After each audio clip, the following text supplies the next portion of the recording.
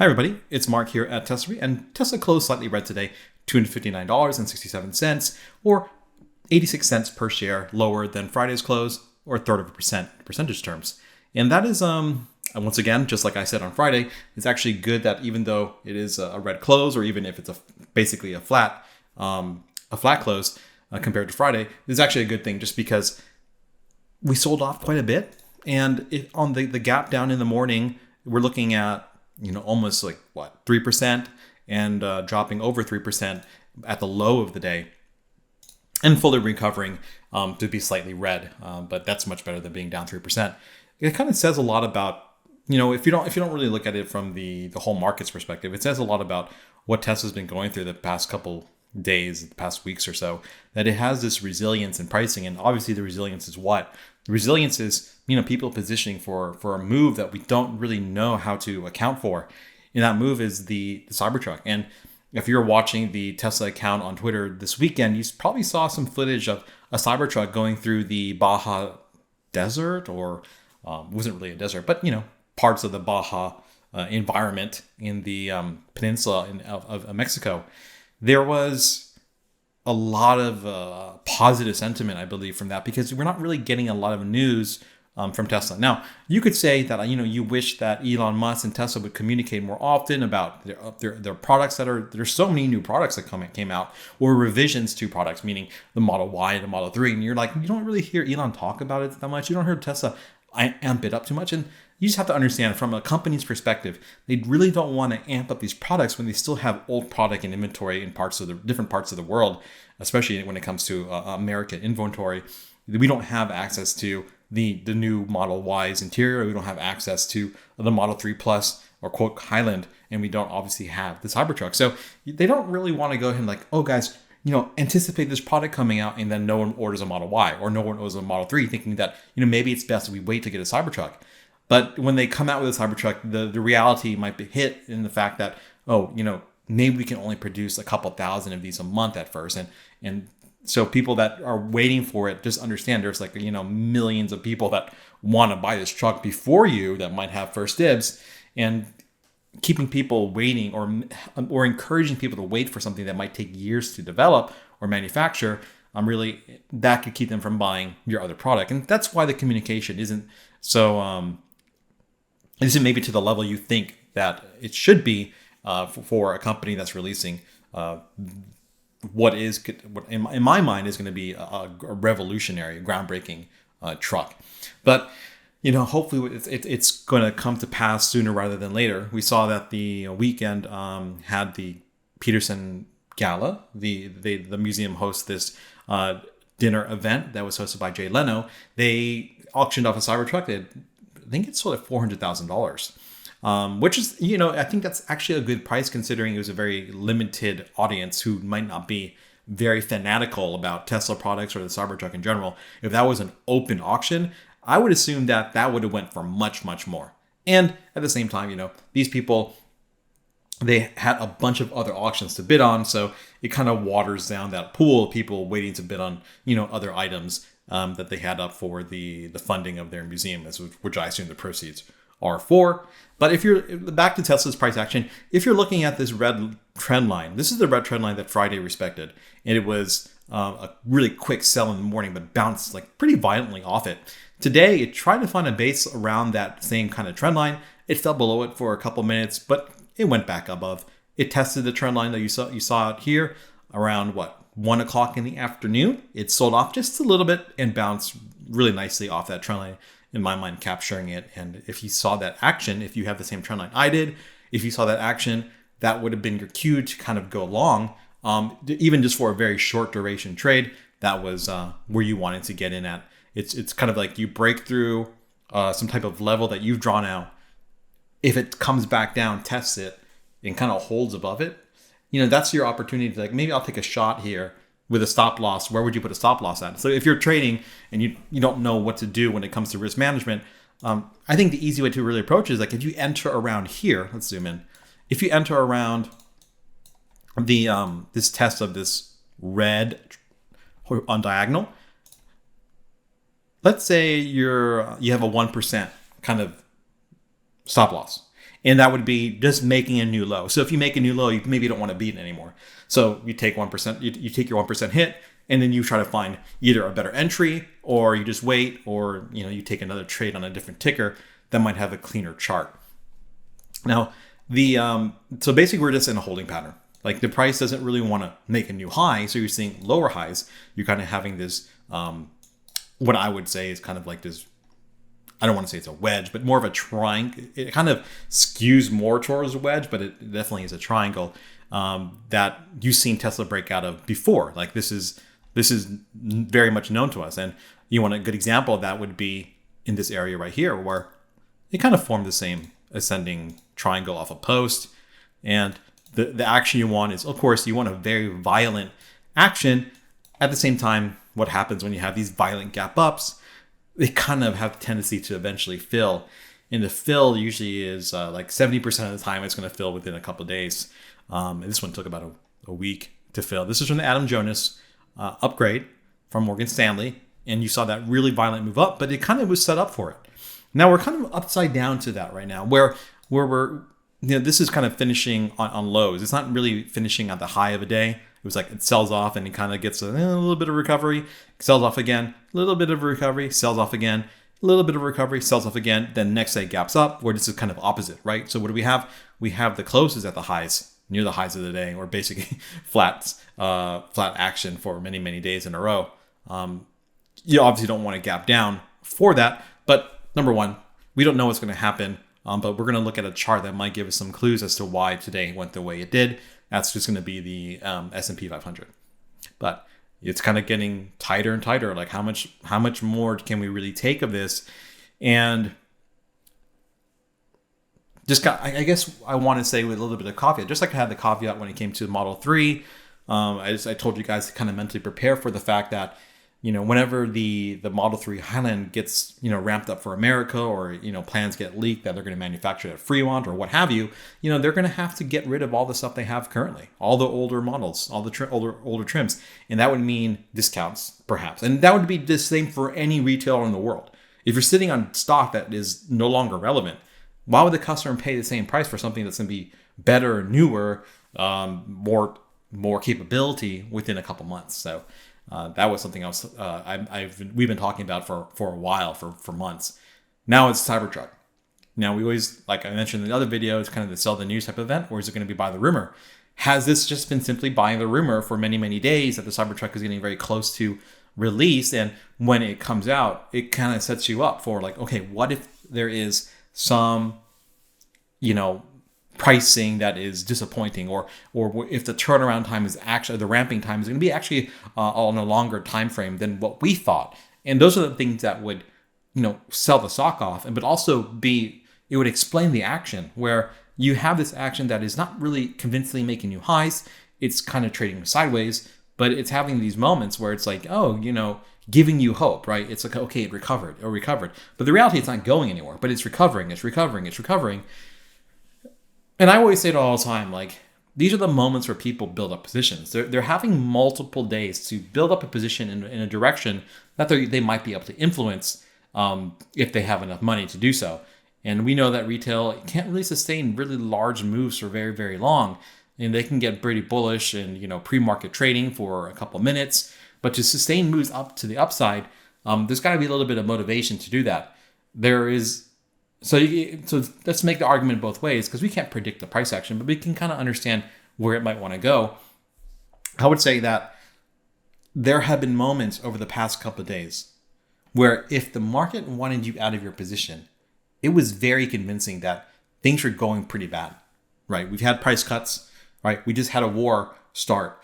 And I quickly addressed that, the fact that there is this conflict going on between Israel and the Palestine area, or the Gaza Strip area. That's really unfortunate, and that you never want to profit off a type of move like that. But there are some obvious moves that happen when it comes to any situation, and this is a very tragic one. And I hope that, firstly, that it gets resolved in a way that minimizes the impact to everyone in the area. But the reality is, Israel very much has the opportunity to defend itself after what happened. Yeah, my personal opinion, and I'll leave it at that. The action when it comes to war, and I'll show it to you in a second, is maybe from the kind of the layman point of view, it seems like the global risk needs to be priced in, and that's a fact. I think that's 100% a fact. But if it was that easy, I go short when there's a war that starts, I guess a lot of people would be rich. And today it didn't really work out that way, where a lot of people thought this would be a moment where price would cascade downwards, and history doesn't really support that narrative, to be honest with you. And we have a very recent example where that's just not the case. It's not that easy. Like, they're not going to give it to you that easy, the market, that is. So let's look at the S&P 500. This is the moment where Russia invaded the Ukraine, sorry. And that during the evening, before the 22nd, the market dropped about 1%. Okay. And that was the very strong initial reaction, but over the course of the night, it kind of stabilized to being down around 0.6 something percent. That's not surprising, because that was very similar action for the S&P 500 from the futures market on Sunday, where it kind of was around -6 to -7% on the day until the open. And guess what happened? And yeah, it opened with a gap down, but eventually fully recovered and essentially was basically, I would say, very slightly up. And we can measure that real quick, so we know. Let's see here. It looks like it was 0.5% up. Okay. And we can see from the action for today, we're up a little bit more than 0.5%. Obviously at 0.6%, but it's very similar action. So what is the action? In the morning, it gaps down. It was at the low, it was 1% down, right? And that was the futures market for the Ukraine war, down 1% at the maximum. And then it was bought up the entire day. Very similar to what happened when the Ukraine was invaded. Now, over the course of the next day, it sold off pretty vigorously. So the futures market was slightly up into the evening, into the morning, and then it sold off, I would say, pretty violently. But guess what happened thereafter? So it sold off 5%. I need to look up if there was like a CPI thing. Maybe there was, who knows? But then again, once again, it came back, by the end of the week. So by Friday, it was almost like nothing happened. And actually, it wasn't even almost like nothing happened. It was definitely a green day. So if you measure from the Monday to the Friday, it was actually perfectly fine. Let's look what the total gain was. About a 2% a week. And an intra-week swing of 7%. So, and you might ask why? Like, why? Like, this makes sense. Like, it seems like what could happen is this: the risk of this war could spread to different parts of the Middle East, or bring in like new combatants to the war. If a country seeks revenge for some type of wrongdoing, wouldn't the possibility expand? And why would the market go up, or why would the market stay flat, or why would the market recover today? And just think about it, though. It's like, if you are the United States of America and you're preparing for war, what are you going to do? Are you going to spend less money? No, you're going to spend money. You're going to create money out of nowhere if you have to make the defense of this country, to enact a revenge war or something along those lines. You're going to spend money. So even if you have to print it, but you're adding liquidity to the system, right? And we have a bunch of liquidity sitting in reverse repo. We can just drain all of that, right? Put it into the market somehow. Or we can just print a lot of money, make a lot of arms, and send it to other countries as aid. But you're throwing money around to the tunes of tens of billions of dollars within a matter of days. I mean, look at Northrop Grumman. If I was to go to Northrop Grumman, which is one of our, of course, part of our military industrial complex. Is it Northrop? What? I'll just spell it out. Northrop Grumman Corporation. Oh, NOC. Okay, so obviously you can tell I don't really trade the defense companies, but okay, this is on the minute, and it looks like, okay, yeah, it's like pressing against the level. But let me show you where it started at. Down there. This thing is up hugely, right? This is 11% move on Northrop Grumman. 11.35%. So you're telling me that the market thinks that, we should sell off, or no, dude, they're going to, maybe the stuff that you own, like our Tesla, isn't going up, but there's things that are going up. And this is a good example of that. And obviously, you can just look at Lockheed Martin. Lockheed Martin is probably up, maybe 4%? What is Lockheed Martin up? Oh, I'm sorry, not 4%. I'm sorry, 9%. So, yeah. So there's money being moved around, but there's money being pumped into the system as well, because everyone can talk about the American debt all they want to, but the reality is that debt is being created, and that money is being spent and being put into companies or given to other countries, who would then put that money into other companies. Something to think about. So the S&P 500 is here. Here is the SPY, the ETF that represents the S&P 500, and you can kind of see maybe where you wanted to take the trade. So if you're on the S&P 500, I talked about it last week where I said that, being long Tesla is nice and all. So you don't necessarily have to over leverage yourself on Tesla. So if you're long Tesla shares, you don't necessarily have to play long with let's say a bunch of calls on Tesla. If you want to play the market going up, maybe it's safer and maybe it's cheaper to do a short duration trade if you're very convinced of the trade. How you can do that is simply playing the index, because the S&P 500 index, the QQQ, which represents the NASDAQ, has 0 date, 1 day to expiration. Basically, it has expiries every single day of the week, which can keep your cost basis much more affordable than buying a weekly call on Tesla, for instance. And that weekly call wouldn't really move as much for the money you put into it. So you can kind of control your cost basis, keep your trades less risky by having very small cost basis with a very volatile call option, because it's short dated. Now, if you were to try to pinpoint a trade, I would kind of look at it like this. So we had this red line drawn, and this red line just represents a gap close. It's very simple. There's a gap close we drew, and you probably should have this line on your S&P 500 chart. As it sold off, it sold off to that point, right? It got bought back up, sold off again, bought back up, sold off, and once again, it peaks below your level. And this is what basically is to scare people out of their position, and then it just ramps and just goes crazy for the rest of the day, with a close or a 1.13% intraday gain if you're able to catch it at this level, which is, like I said, simply just a gap close that we had from last week.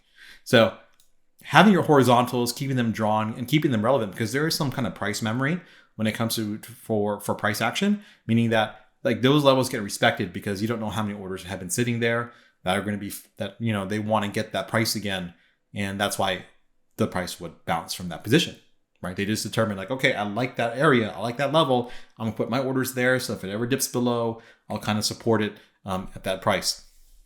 And you can kind of see the same thing that happens with our 420. So the 420 was a gap fill from a couple of weeks ago, and you can see how it dips below it just a little bit to get people out of their positions, only for it to move pretty much up in a good amount. So there are some intraday moves of almost that was 0.9%, 0.9%. So some of these moves are really, really nice. An almost 1% move during the course of the day could be, a couple 100% on a pretty volatile option. So it's really nice to see that, but it kind of makes sense now that you see how the Ukraine action played out.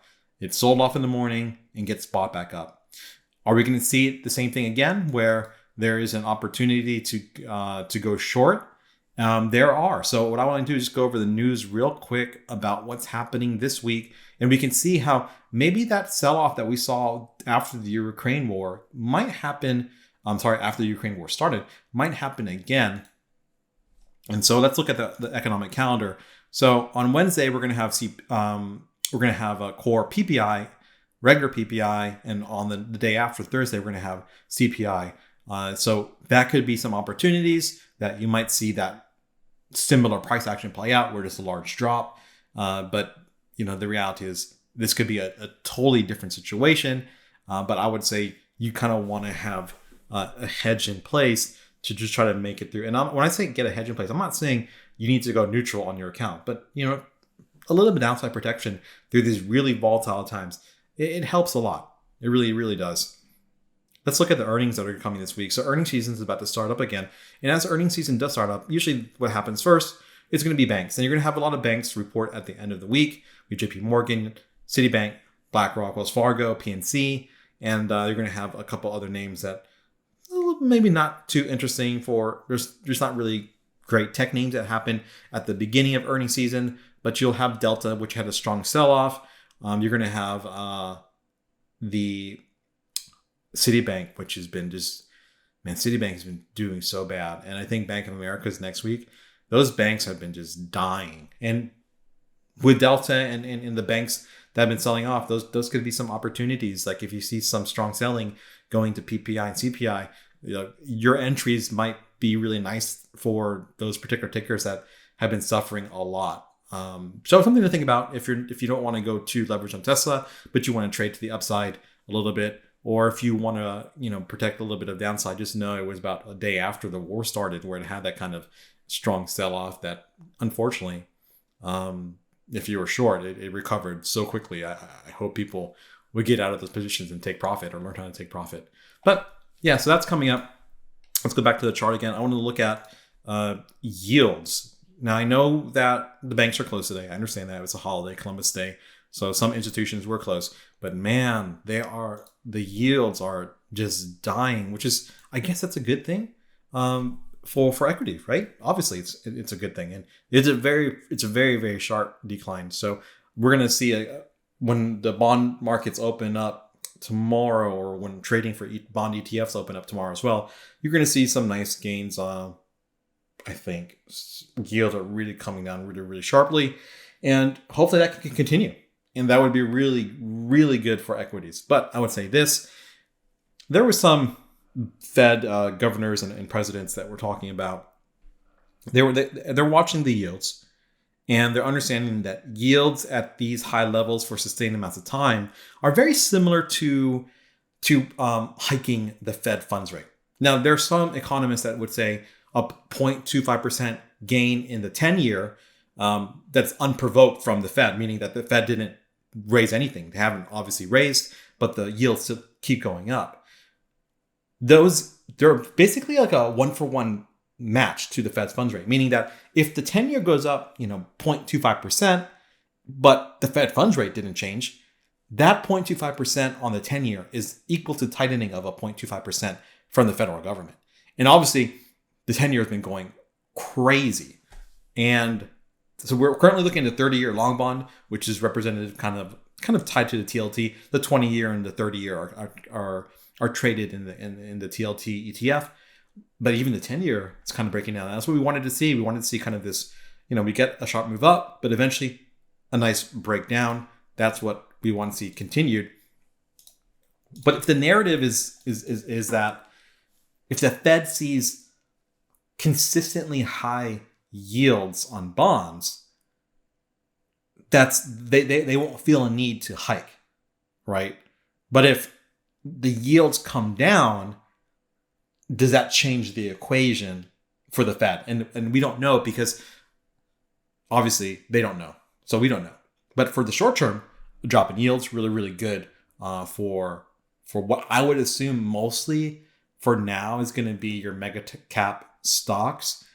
I know that yields coming down wouldn't make sense if so if yields are coming down, why wouldn't we chase something like biotech or something like that? Because the yields are still very, very high. I mean, yields can come down a good bit, but the yields will still be very, very high. And it wouldn't be to the point where people would want to put money into those small micro caps. And at the same time, they're not going to they don't want to take money out. The money isn't cheap at 4.5% still, even though that would be a great relief for equities in general. But the really rate sensitive companies that are basically on the edge of bankruptcy, that's still too high. And it doesn't really give clarity as to when cuts are about to happen, right? So I wanted to take a look at a couple other things. Firstly, oil went up a lot, right? Oil really went up, and that's kind of the trade. So I was long XLE going into the weekend, and so this was a good trade for me. Obviously, it was something like 520% on XLE, and if you had oil, maybe a little bit more so because it moved a little bit more than the equities. So the commodities are a little bit more violent in their move. Now, is that really found?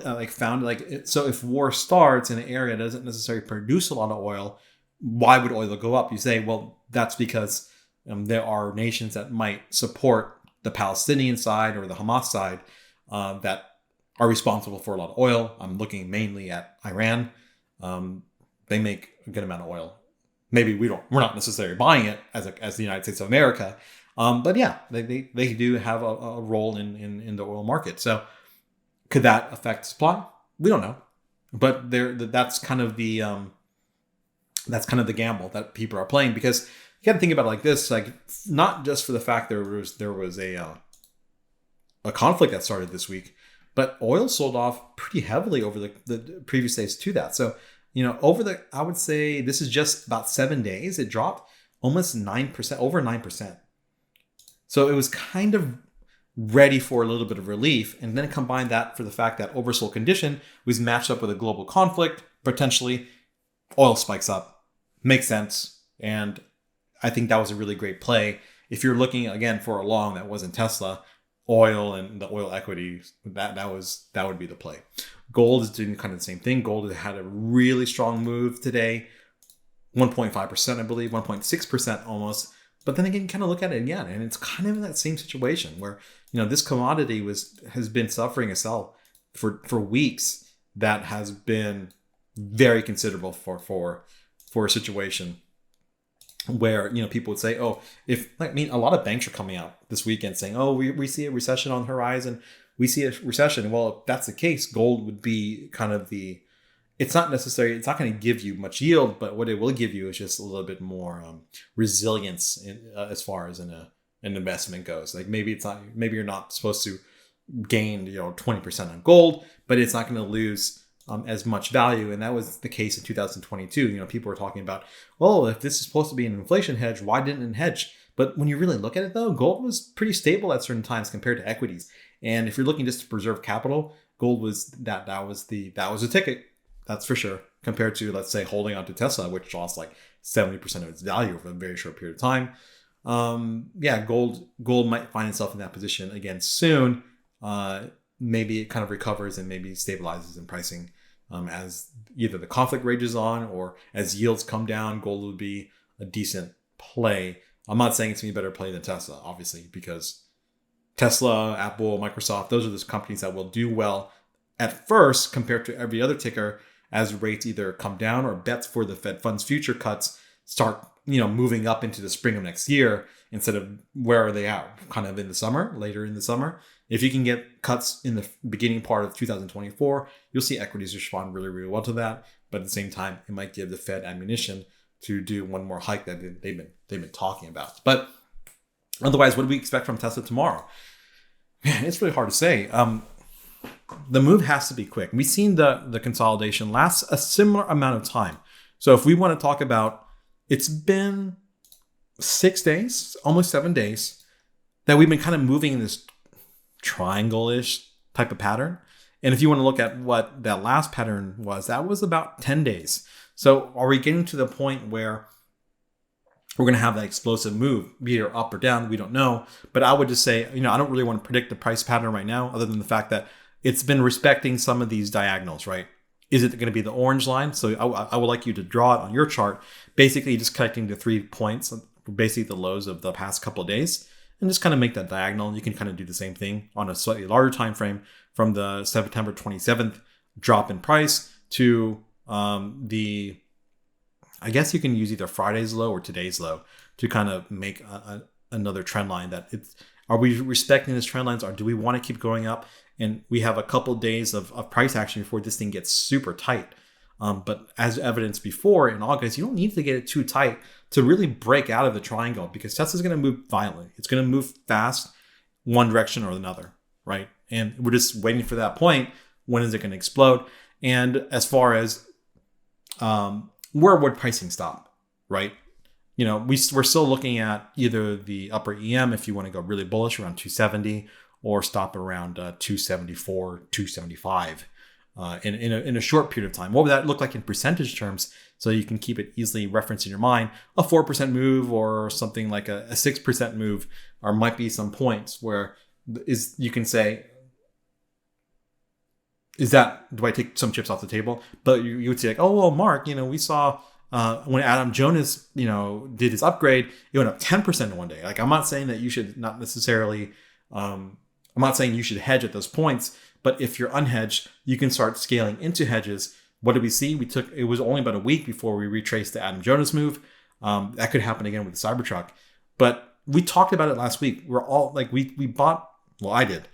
I was telling people, like, there are certain times of the week where it looked very obvious where maybe this would be a really opportune time to enter a short call that will eventually turn into your hedge if you were to sell covered calls against your shares.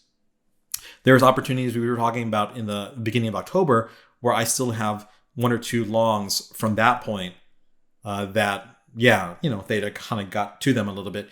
But if pricing was to explode up, I can either keep them, right, as a hedge for a call I might sell at that point. So let's say there's a scenario tomorrow, let's say, and we'll just draw the scenario and I'll tell you what we do. So let's say it kind of opens a little red, but moves up quickly to 260. Maybe I take some off the table here, or simply sell a call against a couple batches of 100 shares and then keep my one or two calls. So that could help me close out those covered calls if pricing was to continue to go up. What would you do in that sense? Like if my calls are ending, one is ending this Friday, one is ending next Friday, expiring next Friday, then you could have a call sold towards the beginning of November, and the shorter day of calls would be more violent, move much higher, and help you close out covered calls if you're wanting to get out of them. Or you can simply just, like, when you get to like 265, when you get to 270, you just sell your calls and you just ride your shares. And if it goes up higher than that, you're like, okay, I have my shares, I'm already long, and I can sell calls against them at that point as well. Or if you see dips in pricing, meaning that if you see it come to 270, you see it come down to 265, maybe that's your opportunity to get a call in, kind of those things. And those are simply just $5 increments, which Tesla likes to kind of respect. As you can see, it's trying to find that it's either resistance at 260 or trying to base around 260. But it's definitely in that area that's respecting it. And it just happens to be one of the increments that line up with an options strike price. That's what Tesla does, right? To the low side, though, what if the similar price action to the Ukraine war starts playing out, where the day after there's a really strong sell? Well, firstly, what did we want it to do? We kind of wanted to respect our trend lines, this kind of to try to maintain a bullish look, and maybe it gets a nice reversal and maybe closes red a little bit again, but kind of gets that interest, that resilience that we've been looking at with Tesla. And we've talked about Tesla seasonality, where you kind of have that flat trade going through October with a low in November. So we might have room somewhere in October to get a nice rally, and then maybe sell off on earnings, which is like the 18th or 19th of next week. Maybe that lines up really well to start making lows going into November. If earnings is really bad, you could say, with lower, we're going into this quarter knowing that our margins will be under pressure. And number two, that we would have less deliveries. What does that do to our earnings? Is it going to be as bad as Wall Street says? It might be worse. And that could be the catalyst for that sell, even with that bullishness you get from a Cybertruck release before earnings. Now, this could be one of those sandwich types of things where it's like, where a company would be like, okay, so we have bad earnings, but we have this great catalyst. Guess what? We'll announce them on the same day. Maybe you don't get an announcement on Cybertruck until the night of earnings, right? Where it's like, okay, we can maybe use Cybertruck to buffer a drop in our share price. We'd be like, okay, we're reporting a little less than expected earnings, okay, per share. But maybe we're also going to come out with a bunch of really important Cybertruck news, the event release, pricing, and our ability to make them at a certain number can all be ways to cushion a blow. But the net effect of that usually would be the hope of the company is that we trade flat, right? Not just a sell-off of another 20% like it was, a couple months ago. So that's something to think about as well, that how is the market going to take the Cybertruck? If you think it takes it positively, why not as a company? Why wouldn't Tesla just save that for earnings? Then the thing about it, then we don't get a pump this week, and you have a flat trade going into next week, or even slightly red. As every day passes, you're not getting that announcement. There's a certain fatigue that's going to set in with buyers. Like the buyers that keep supporting this price at this price point, it's not necessarily cheap for what it is. at this very moment in time, which is just a car maker, it's kind of expensive for what Wall Street would consider, but the price is staying up. And who's doing that and for what reason? We talked about it earlier in the video.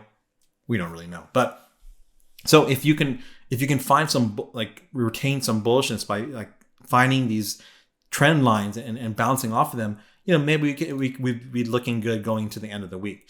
The other scenario would be just a strong sell-off. Where would it stop? I think you probably want to see it base above the lower EM. But otherwise, I hope we go green. I hope by the time I post this, and whatever time you're watching this, I really hope that someone said something about Cybertruck coming out, because I want to know how much this thing costs. For the sake of the stock, obviously, for the sake of the future of Tesla's foray into the pickup truck segment. If we can get really, really competitive, I think that would illustrate the ability to kind of like, if you kind of just look at the entire lineup, the ability to reduce costs against the production costs of the Model 3, Model Y. I think it would be really telling if you can get in a pretty affordable Cybertruck on the lower trim. I think that would reflect either the controlling of commodity costs, the input costs, or just the overall manufacturing efficiencies that Tesla's been seeing with their factory refits and changes. So I appreciate everyone listening. Let's hope by tomorrow we have this humongous gap up because the Cybertruck came out, but I'm not really holding my breath because it wouldn't be very Tesla-like to release news on a Monday evening. So, all right, guys, thanks so much for listening. And we're working on another video, another React video coming out, hopefully in less than a day's time. Take care.